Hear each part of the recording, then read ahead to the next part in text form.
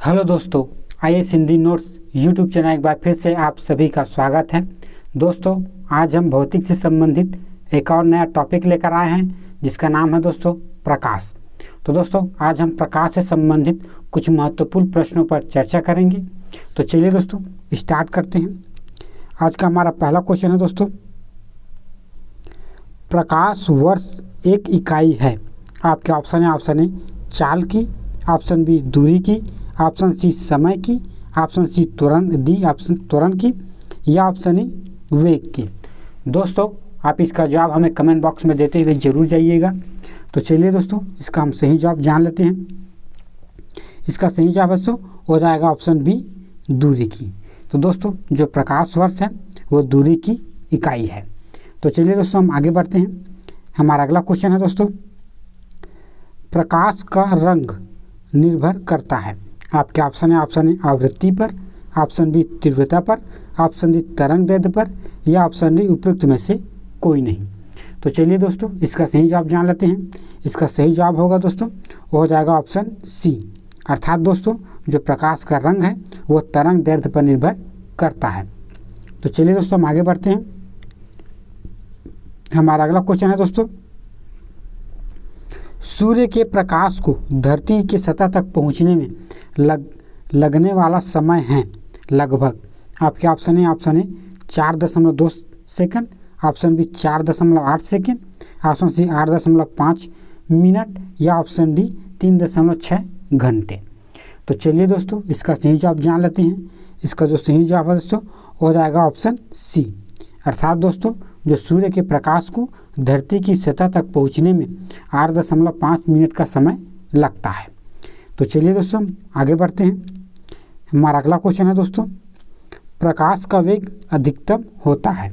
आपके ऑप्शन ए हीरे में, ऑप्शन बी पानी में, ऑप्शन सी निर्वात में या ऑप्शन डी हाइड्रोजन में। तो आइए दोस्तों इसका सही जवाब जान लेते हैं।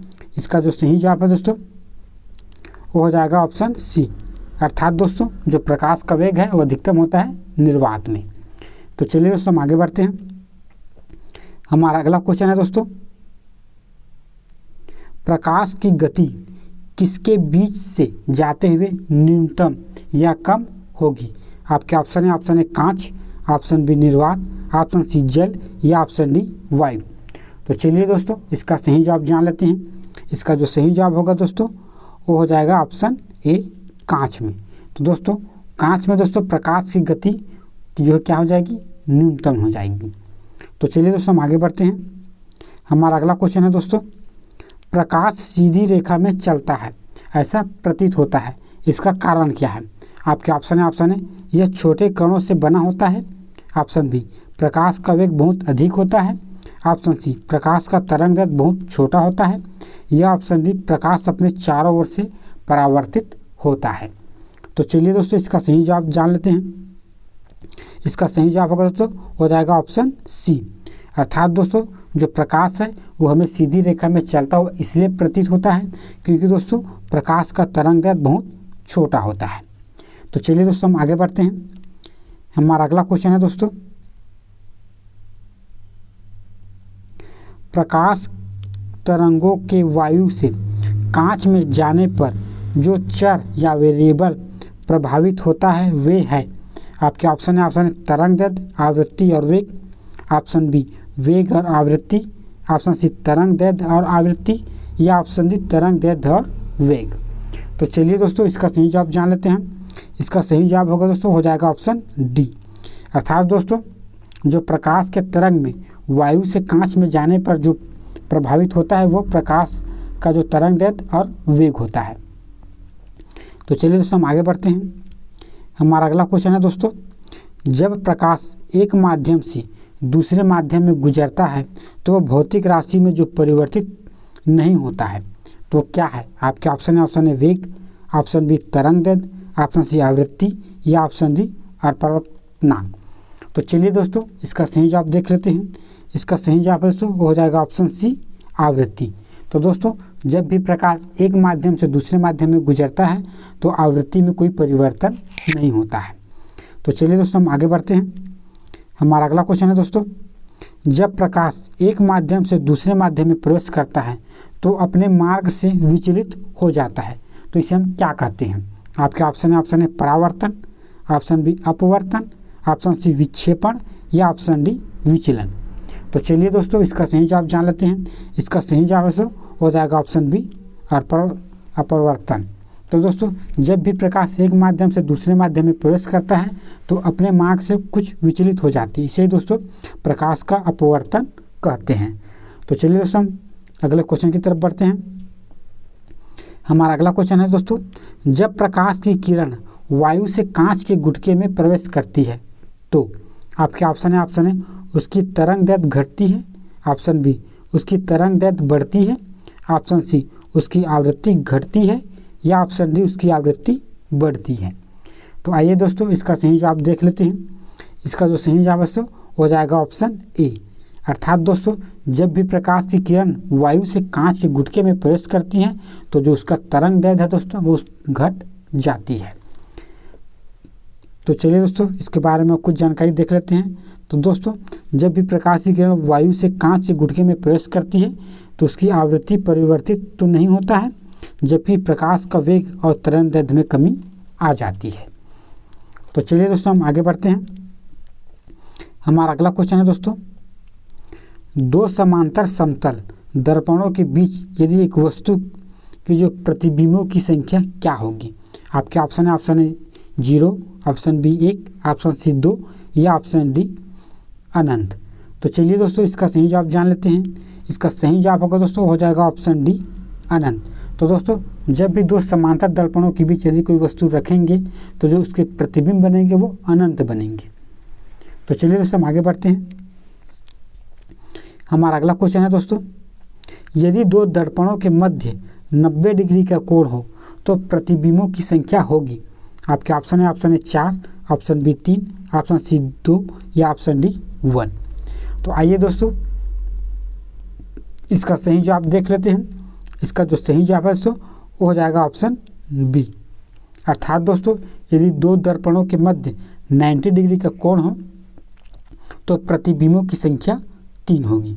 तो चलिए दोस्तों हम आगे बढ़ते हैं। हमारा अगला क्वेश्चन है दोस्तों,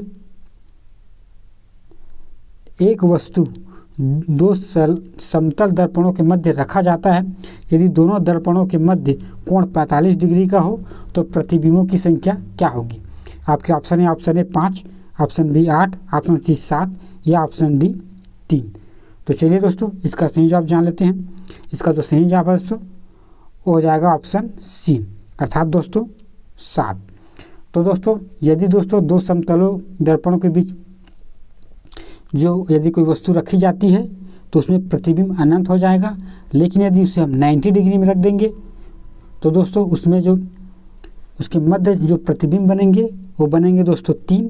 यदि दोस्तों उसके मध्य 45 अंश का कोण बनता है तो उसमें दोस्तों प्रतिबिंबों की संख्या 7 हो जाएगी। तो चलिए दोस्तों हम आगे बढ़ते हैं। हमारा अगला क्वेश्चन है दोस्तों, यदि एक दूसरे से 30 कोण पर झुके हुए दो समतल दर्पणों के बीच एक वस्तु को रखी जाती है तो कितने प्रतिबिंब देखने की अपेक्षा करते हैं?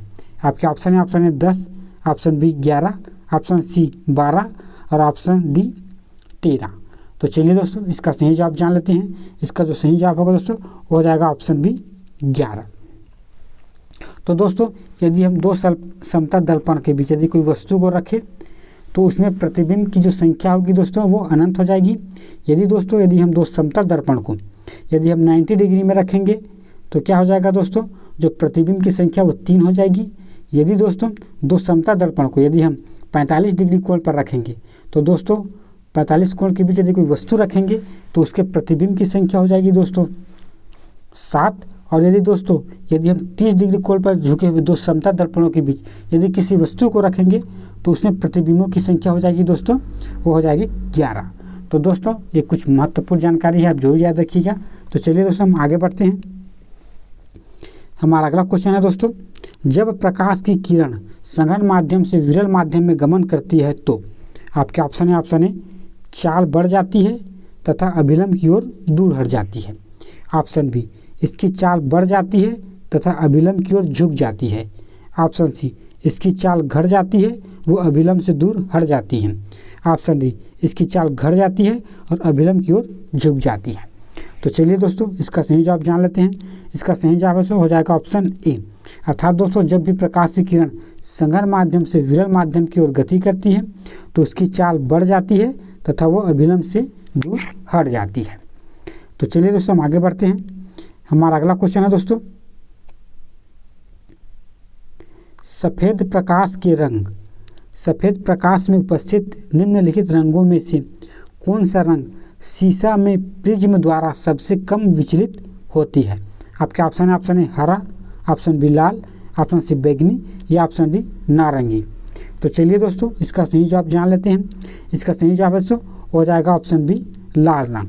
तो दोस्तों सफ़ेद प्रकाश में उपस्थित जो लाल रंग है वो शीशे में प्रिज्म द्वारा सबसे कम विचलित होता है। तो चलिए दोस्तों हम आगे बढ़ते हैं। हमारा अगला क्वेश्चन है दोस्तों,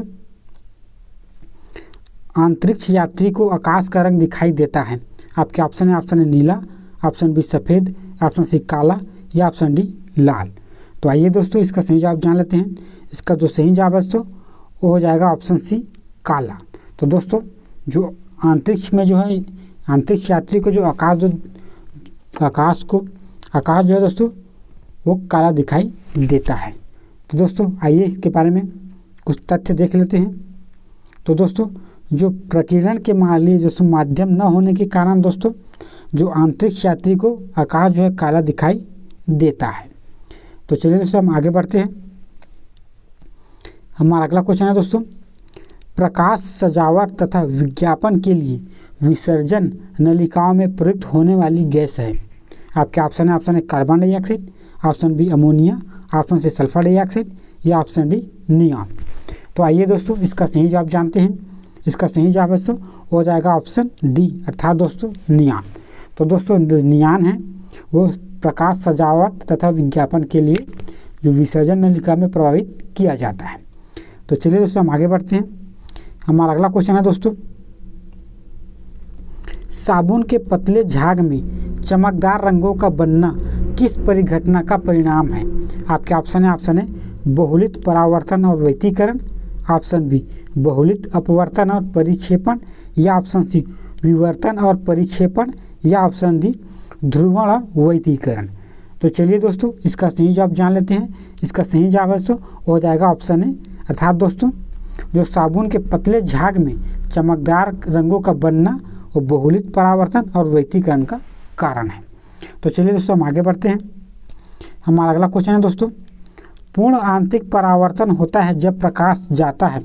आपके ऑप्शन है हीरे से कांच में, ऑप्शन बी जल में कांच में, ऑप्शन सी वायु से जल में या ऑप्शन डी वायु से कांच में। तो चलिए दोस्तों इसका सही जवाब जान लेते हैं। इसका सही जवाब हो जाएगा ऑप्शन ए, अर्थात दोस्तों जब भी प्रकाश जो है दोस्तों हीरे से कांच में जाता है तो प्रकाश जो है पूर्ण आंतरिक परावर्तन हो जाता है। तो चलिए दोस्तों आगे बढ़ते हैं। हमारा अगला क्वेश्चन है दोस्तों, प्रकाश तंतु ऑप्टिकल फाइबर जिस सिद्धांत पर काम करता है वह है। आपके ऑप्शन है, ऑप्शन ए पूर्ण आंतरिक परावर्तन, ऑप्शन बी अपवर्तन, ऑप्शन सी प्रकीर्णन या ऑप्शन डी व्यतिकरण। तो चलिए दोस्तों इसका सही जवाब देख लेते हैं। इसका जो सही जवाब है हो जाएगा ऑप्शन ए, अर्थात दोस्तों जो ऑप्टिकल फाइबर है वो पूर्ण आंतरिक परावर्तन के सिद्धांत पर कार्य करता है। तो दोस्तों जो प्रकाश तंतु या कांच या सिलिका या प्लास्टिक से निर्मित अत्यधिक पतली बेलनाकार खोखली नलिकाएं होती है जो प्रकाश के पूर्ण आंतरिक परावर्तन के सिद्धांत पर कार्य करती हैं। इसमें दोस्तों प्रकाश का जो ऊर्जा है वो किसी प्रकार का क्षय नहीं होता है। तो दोस्तों ये है प्रकाश तंतु के बारे में कुछ महत्वपूर्ण जानकारी, आप जरूर याद रखिएगा। तो चलिए दोस्तों हम आगे बढ़ते हैं। हमारा अगला क्वेश्चन है दोस्तों, मृग मरीचिका का कारण है। आपके ऑप्शन है प्रकाश का व्यतिकरण, ऑप्शन बी प्रकाश का वितरण, ऑप्शन सी प्रकाश का ध्रुवण या ऑप्शन डी प्रकाश का पूर्ण आंतरिक परावर्तन। तो चलिए दोस्तों इसका सही जवाब जानते हैं। इसका सही जवाब हो जाएगा ऑप्शन डी, अर्थात दोस्तों जो प्रकाश का पूर्ण आंतरिक के कारण मृग मरीचिका बनता है रेगिस्तानों में। तो चलिए दोस्तों हम आगे बढ़ते हैं। हमारा अगला क्वेश्चन है दोस्तों, वायुमंडल में प्रकाश के विसरण का कारण है। आपके ऑप्शन है कार्बन डाइऑक्साइड, ऑप्शन बी धूल कण, ऑप्शन सी हीलियम या ऑप्शन डी जलाशय। तो चलिए दोस्तों इसका सही जवाब जानते हैं। इसका जो सही जवाब है हो जाएगा ऑप्शन डी जल वाष्प। तो चलिए दोस्तों हम आगे बढ़ते हैं। तो दोस्तों जान लेते हैं कि सूर्य का प्रकाश विभिन्न रंगों का मिश्रण होता है। जब दोस्तों वायुमंडल से होकर गुजरता है तो प्रकाश में आने वाली हवा के अणुओं तथा धूल तथा अन्य पदार्थ के सूक्ष्म कणों द्वारा इसका प्रकीर्णन हो जाता है। तो चलिए दोस्तों हम आगे बढ़ते हैं। हमारा अगला क्वेश्चन है दोस्तों, त्रिमिमीय चित्र देखने के लिए किसका प्रयोग किया जाता है? आपके ऑप्शन है प्रोराइड, ऑप्शन बी अवतल लेंस, ऑप्शन सी उत्तल लेंस या ऑप्शन डी बायोफोकल लेंस। तो चलिए दोस्तों इसका सही जवाब जानते हैं। इसका सही जवाब दोस्तों हो जाएगा ऑप्शन ए, अर्थात दोस्तों त्रिमिमीय चित्र देखने के लिए हम पोलराइड का उपयोग करते हैं। तो आइए दोस्तों हम आगे बढ़ते हैं। हमारा अगला क्वेश्चन है दोस्तों, सफ़ेद प्रकाश में उपस्थित निम्नलिखित रंगों में कौन सा शीशे के प्रिज्म द्वारा सबसे कम विचलित होता है? आपके ऑप्शन है हरा रंग, ऑप्शन बी लाल रंग, ऑप्शन सी बैंगनी रंग या ऑप्शन डी नारंगी रंग। तो चलिए दोस्तों इसका सही जवाब जानते हैं। इसका सही जवाब हो जाएगा ऑप्शन बी लाल रंग। तो दोस्तों सफ़ेद प्रकाश में दोस्तों जो शीशे के प्रिज्म द्वारा जो सबसे कम विचलित होता है तो है लाल रंग, और सबसे अधिक की बात करें दोस्तों तो होता है बैंगनी रंग। तो चलिए दोस्तों हम आगे बढ़ते हैं। हमारा अगला क्वेश्चन है दोस्तों, हमें वास्तविक सूर्योदय से कुछ मिनट पूर्व ही सूर्य दिखाई देने लगता है, इसका क्या कारण है? आपके ऑप्शन है प्रकाश का प्रकीर्णन, ऑप्शन बी प्रकाश का विवर्तन, ऑप्शन सी प्रकाश का पूर्णांतिक परावर्तन या ऑप्शन डी प्रकाश का अपवर्तन। तो चलिए दोस्तों इसका सही जवाब जान लेते हैं। इसका सही जवाब हो जाएगा ऑप्शन डी, अर्थात दोस्तों प्रकाश का अपवर्तन के कारण ही दोस्तों हमें सूर्योदय के पहले ही कुछ समय सूर्य दिखाई देने लग जाता है। तो चलिए दोस्तों हम आगे बढ़ते हैं। हमारा अगला क्वेश्चन है दोस्तों, ट्रैफिक सिग्नल में लाल प्रकाश प्रयुक्त होता है क्यों? आपके ऑप्शन है इसकी तरंग दैर्ध्य या लंबाई सर्वाधिक होती है, ऑप्शन बी ये सुंदर होता है, ऑप्शन सी ये खराब रोशनी वालों को भी दिखाई देता है या ऑप्शन डी उक्त कारणों में से कोई नहीं। तो चलिए दोस्तों इसका सही जवाब जान लेते हैं। इसका सही जवाब हो जाएगा ऑप्शन ए। तो दोस्तों जो लाल रंग का है उसका तरंग दैर्ध्य सर्वाधिक होता है, यही कारण है दोस्तों ट्रैफिक सिग्नलों में इसका उपयोग किया जाता है। तो चलिए दोस्तों हम आगे बढ़ते हैं। हमारा अगला क्वेश्चन है दोस्तों, आकाश नीला दिखाई देता है प्रकाश के, आपके ऑप्शन है विवर्तन के कारण, ऑप्शन बी परावर्तन के कारण, ऑप्शन सी अपवर्तन के कारण या ऑप्शन डी प्रकीर्णन के कारण। तो चलिए दोस्तों इसका सही जवाब जानते हैं। इसका सही जवाब हो जाएगा ऑप्शन डी, अर्थात दोस्तों प्रकाश के प्रकीर्णन के कारण ही दोस्तों हमें आकाश नीला दिखाई देता है। तो चलिए दोस्तों हम आगे बढ़ते हैं। हमारा अगला क्वेश्चन है दोस्तों,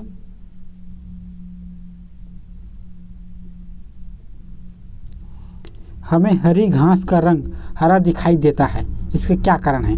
आपके ऑप्शन है हरे रंग के प्रकाश को हमारी आंखों पर परावर्तित करता है, ऑप्शन बी ये हरे रंग के प्रकाश को अवशोषित करता है, ऑप्शन सी ये हरे रंग के अतिरिक्त सभी रंगों को परावर्तित करता है या ऑप्शन डी उपयुक्त में से कोई नहीं। तो चलिए दोस्तों इसका सही जवाब जान लेते हैं। इसका सही जवाब हो जाएगा ऑप्शन ए, अर्थात दोस्तों जो हरी घास का रंग हमें हरा इसलिए दिखाई देता है क्योंकि ये हरे रंग के प्रकाश को हमारी आंखों पर परावर्तित करता है। तो चलिए दोस्तों हम आगे बढ़ते हैं। हमारा अगला क्वेश्चन है दोस्तों, दाढ़ी बनाने वाला दर्पण होता है, आपके ऑप्शन है उत्तल दर्पण, ऑप्शन बी अवतल दर्पण, ऑप्शन सी समतल दर्पण या ऑप्शन डी उपयुक्त सभी। तो चलिए दोस्तों इसका सही जवाब जान लेते हैं। इसका सही जवाब हो जाएगा ऑप्शन बी अवतल दर्पण। तो चलिए दोस्तों हम आगे बढ़ते हैं। हमारा अगला क्वेश्चन है दोस्तों, इंद्रधनुष के रंगों का सही क्रम है, आपके ऑप्शन है नीला हरा बैंगनी, ऑप्शन बी बैंगनी हरा नीला, ऑप्शन सी नीला पीला हरा या ऑप्शन डी नीला हरा पीला। तो चलिए दोस्तों आगे बढ़ते हैं। इसका सही जवाब जान लेते हैं। इसका जो सही जवाब है हो जाएगा ऑप्शन डी, अर्थात दोस्तों नीला हरा पीला। तो दोस्तों यदि हम इंद्रधनुष के रंगों का क्रम जाने तो दोस्तों सबसे पहले होगा दोस्तों बैंगनी, उसके बाद होगा दोस्तों जामुनी, उसके बाद होगा दोस्तों नीला, उसके बाद होगा दोस्तों हरा, उसके बाद होगा दोस्तों लाल पीला, उसके बाद होगा दोस्तों नारंगी, और सबसे लास्ट में हो जाएगा दोस्तों लाल। तो दोस्तों यह है इंद्रधनुष के रंगों का क्रम। तो चलिए दोस्तों हम आगे बढ़ते हैं। हमारा अगला क्वेश्चन है दोस्तों, जल में वायु का बुलबुला जिसकी भांति व्यवहार हो करेगा। आपके ऑप्शन है, ऑप्शन ए उत्तल लेंस, ऑप्शन बी उत्तल लेंस, ऑप्शन सी अवतल दर्पण या ऑप्शन डी अवतल लेंस। तो चलिए दोस्तों इसका सही जवाब जानते हैं। इसका सही जवाब हो जाएगा दोस्तों, हो जाएगा ऑप्शन डी, अर्थात दोस्तों जो जल में वायु का बुलबुला अवतल लेंस की भांति व्यवहार करता है। तो चलिए दोस्तों हम आगे बढ़ते हैं। आइए दोस्तों कुछ तथ्यों को देख लेते हैं। पानी में डूबा हुआ वायु का बुलबुला जिसकी सतह उत्तल होती है अवतल लेंस या अपसारी लेंस की भांति व्यवहार करता है। पानी का अपवर्तनांक वायु से अधिक होता है, इसलिए जल में डूबी हुई बुलबुले के लेंस की भांति प्रकृति बदल जाती है। तो दोस्तों ये कुछ महत्वपूर्ण फैक्ट है, आप याद रखिएगा। चलिए हम आगे बढ़ते हैं। हमारा अगला क्वेश्चन है दोस्तों, किसी व्यक्ति का पूरा प्रतिबिंब देखने के लिए एक समतल दर्पण की न्यूनतम ऊंचाई होनी चाहिए। आपके ऑप्शन है, ऑप्शन ए व्यक्तियों की ऊंचाई के बराबर, ऑप्शन बी व्यक्ति की ऊंचाई का आधा, ऑप्शन सी व्यक्ति की ऊंचाई का 1/4 भाग या ऑप्शन डी उपयुक्त में से कोई नहीं। तो चलिए दोस्तों इसका सही जवाब जानते हैं। इसका जो सही जवाब है सो हो जाएगा ऑप्शन बी, अर्थात दोस्तों यदि एक व्यक्ति को अपना पूरा प्रतिबिंब देखना हो एक समतल दर्पण में, तो जो समतल दर्पण की ऊंचाई है दोस्तों वो व्यक्ति की ऊंचाई का आधा होना चाहिए। तो चलिए दोस्तों हम आगे बढ़ते हैं। हमारा अगला क्वेश्चन है दोस्तों, निकट दृष्टि दोष को ठीक किया जाता है। आपके ऑप्शन है, ऑप्शन ए उत्तल लेंस प्रयुक्त करके, ऑप्शन बी अवतल लेंस प्रयुक्त करके, ऑप्शन सी समतल अवतल लेंस प्रयुक्त करके या ऑप्शन डी समतल कांच प्रयुक्त करके। तो चलिए दोस्तों इसका सही जवाब जानते हैं। इसका सही जवाब है सो हो जाएगा ऑप्शन बी, अर्थात दोस्तों हम अवतल लेंस का उपयोग करके हम निकट दृष्टि दोष को ठीक करते हैं। तो चलिए दोस्तों हम आगे बढ़ते हैं। हमारा अगला क्वेश्चन है दोस्तों, पढ़ने में काम आने वाले ग्लासेस किस प्रकार के लेंस से बने होते हैं। आपके ऑप्शन है, ऑप्शन ए अवतल, ऑप्शन बी उत्तल या ऑप्शन सी साधारण या ऑप्शन डी 1 और 2 दोनों। तो चलिए दोस्तों इसका सही जवाब जानते हैं। इसका जो सही जवाब है दोस्तों हो जाएगा ऑप्शन बी उत्तल। तो दोस्तों जो पढ़ने में काम आने ग्लासेस होते हैं उसका लेंस दोस्तों हम उत्तल लेंस लगे होते हैं, क्योंकि दोस्तों वे दूर दृष्टि के निवारण के लिए होते हैं। अर्थात दोस्तों इसमें दूर की दृष्टि तो स्पष्ट दिखाई देती है परंतु पास की दृष्टि हमें स्पष्ट दिखाई नहीं देती है, इसलिए दोस्तों हम उत्तल लेंस का उपयोग करते हैं। तो चलिए दोस्तों हम आगे बढ़ते हैं। इसी के बारे में कुछ जानकारी है दोस्तों, ये अनंत में आने वाली किरणों को सिकोड़ता है। इसमें दोस्तों अपसारी लेंस या भी कहते हैं। उत्तल लेंस दोस्तों अपसारी लेंस का उपयोग हम पढ़ने के काम वाले ग्लासेस में करते हैं।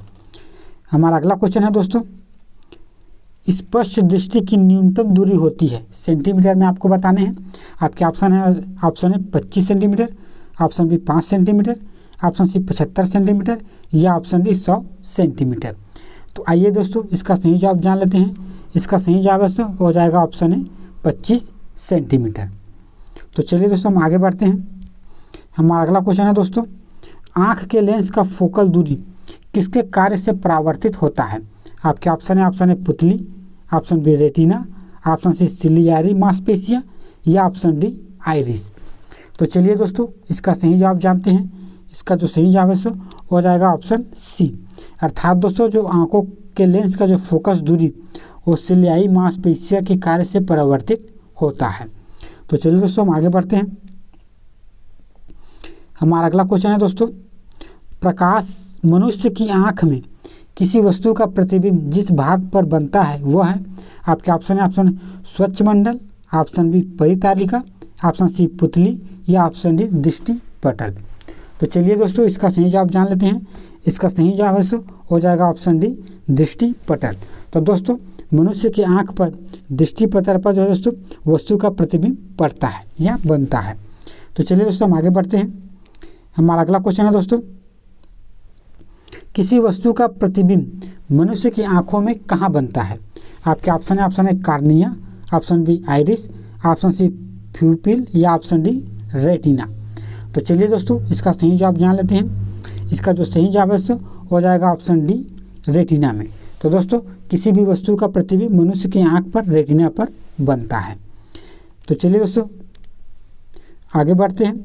हमारा अगला क्वेश्चन है दोस्तों, मानव आंख दृश्य प्रकाश के जिस तरंगदैर्घ्य के लिए सर्वाधिक सुग्राही होता है वह है, आपके ऑप्शन है 6050 angstrom, option B 5500 angstrom, option C 4500 angstrom या ऑप्शन डी 7500 एंगस्ट्रॉम। तो चलिए दोस्तों इसका सही जवाब जानते हैं। इसका जो सही जवाब है दोस्तों वो हो जाएगा ऑप्शन बी, अर्थात दोस्तों मानव आंख का जो दृश्य के प्रकाश में 5500 एंगस्ट्रॉम तरंगदैर्घ्य के लिए सर्वाधिक अच्छा या सुग्राही होता है। हमारा अगला क्वेश्चन है दोस्तों, बादल रहित रातों वाले आकाश की अपेक्षा बादल छाए रहने वाली रातें अधिक गर्म होती हैं। इसका कारण है, आपके ऑप्शन है कुचालक की भांति होता है, ऑप्शन बी सुचालक होता है, ऑप्शन सी चांद के प्रकाश को रोकता है या ऑप्शन डी नम होता है। तो चलिए दोस्तों इसका सही जवाब जान लेते हैं। इसका जो सही जवाब है दोस्तों हो जाएगा ऑप्शन ए, अर्थात दोस्तों जो बादल रहित अर्थात जो आकाश है वो बादल किए हुए आकाश से अधिक गर्म होता है। इसका जो कारण है दोस्तों, जो बादल है वो कुचालक की भांति कार्य करता है। तो दोस्तों चलिए अब इस क्लास का हमारा आज का लास्ट क्वेश्चन है, निम्न कथनों को पढ़कर सही विकल्प चुनिए। पहला, अधिक ऊंचाई पर उड़ने वाले यात्रियों को आकाश काला प्रतीत होता है। दूसरा, अधिक ऊंचाई पर प्रकीर्णन सुस्पष्ट नहीं होता है। आपके ऑप्शन है दोस्तों, ऑप्शन ए 1 और 2 दोनों सही हैं तथा दूसरा जो है पहला का सही कारण है। दूसरा जो ऑप्शन बी है दोस्तों 1 और 2 दोनों सही हैं, परंतु जो दूसरा है वो पहले का सही कारण नहीं है। ऑप्शन सी है दोस्तों 1 और सही है, दूसरा गलत है, या ऑप्शन डी है दोस्तों पहला गलत है दूसरा सही है। तो आइए दोस्तों इसका सही जवाब जान लेते हैं। इसका जो सही जवाब है दोस्तों हो जाएगा ऑप्शन ए, अर्थात दोस्तों जो हमारे दोनों कथन है बिल्कुल सही हैं और जो हमारा दूसरा कथन है वो पहला कथन की सही व्याख्या करता है। तो दोस्तों ये थे कुछ महत्वपूर्ण प्रश्न जो प्रकाश से संबंधित थे। आई होप दोस्तों आपको ये वीडियो पसंद आया है तो इसे लाइक करें और हमारे चैनल को सब्सक्राइब करें। धन्यवाद।